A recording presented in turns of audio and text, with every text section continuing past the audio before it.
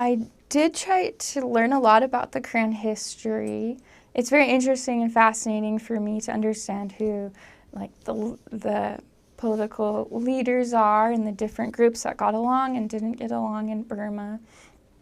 Um, but typically, many of the people didn't like to share too much because it was so hard and just um, really hard experiences for them. And um,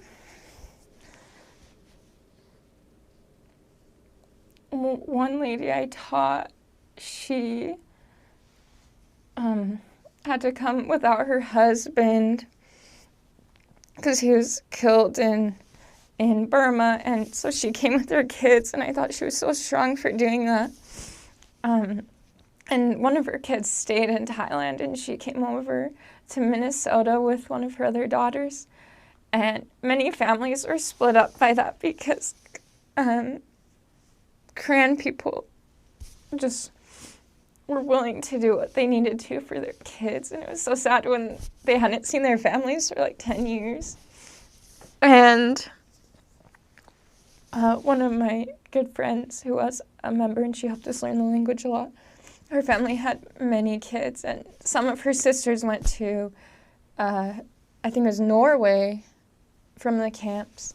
And so they started their new life there. And then the rest of her family did come to the U.S., but they had one brother that they never knew what happened to him, one older brother, and they don't even know if he's alive or not.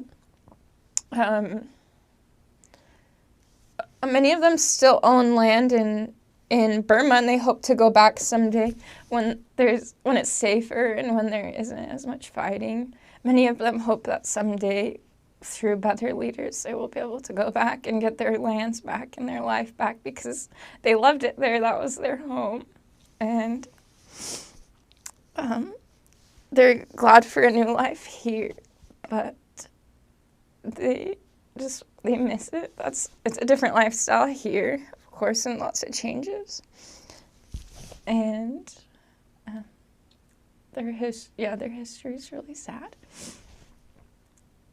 But Korean people are still some of the nicest, happiest people I've met.